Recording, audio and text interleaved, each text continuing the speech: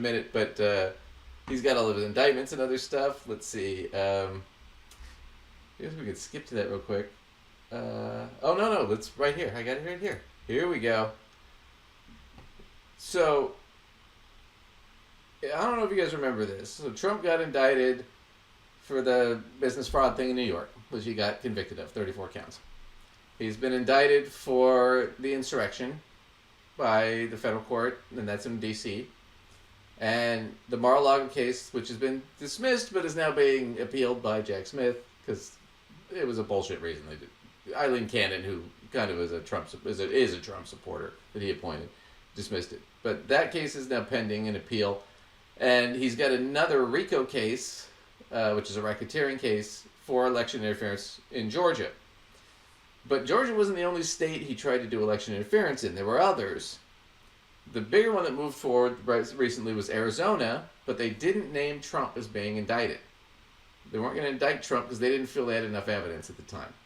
Because it's hard, the guy's a former president, they know they're going to have to really nail it home, right? But they indicted a bunch of other people. Well, guess what happened this week recently? They didn't indict him yet, but Brian Tyler Cohen and Glenn Kirshner are going to explain this. You're watching The Legal Breakdown.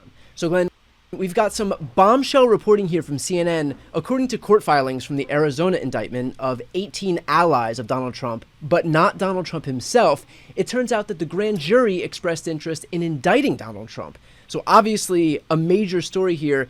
If there was interest, why didn't it happen? A dagger through the heart of this old prosecutor, Brian. When I heard the Arizona grand jurors heard the evidence of Donald Trump's crimes and said, we want to indict him for violating Arizona state laws, and the prosecutor said, hold up, not so fast, we don't want you to do it. Now, there are reasons, and let's take a few minutes talking about what those reasons. So, while he talks about, he can talk about that. But, so the grand jury, the way it works is a grand jury convenes, the prosecution presents the case, and the grand jury decides, do we think this can go forward for prosecution, to go to trial, necessarily. But a jury has to decide that before you could even go to a jury trial. So there's a process, it's due process, right? Well, they indicted 18 people. They wanted to indict Trump, but the prosecutor said no, probably because they didn't feel they had enough evidence at the time, but they really wanted to nail it home.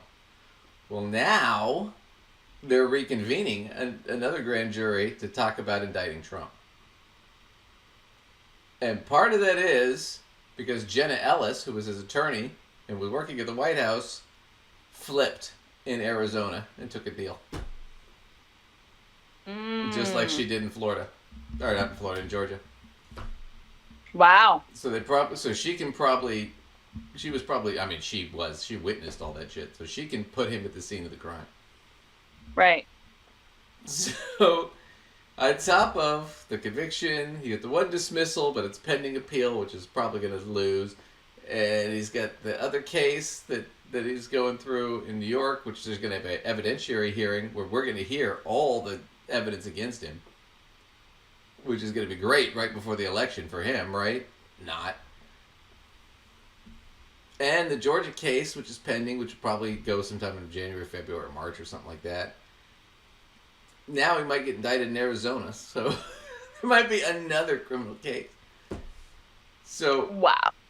If he doesn't win this election and try to pardon himself or get out of it or get the DOJ to drop it or whatever, and he loses the election, it is more than likely that he will spend the rest of his life going between prison and a courtroom.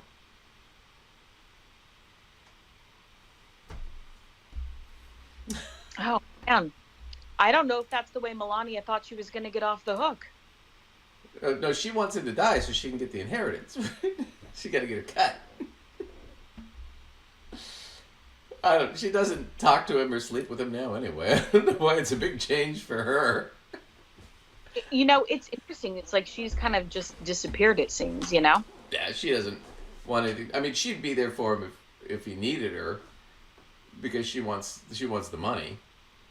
But, right. You know, beyond that, she just, you know, she doesn't care. She doesn't want to be a part of it. She didn't want to be first lady in the first place. She just wanted to be a rich bitch in New York. Right. Kind of hard to blame her too.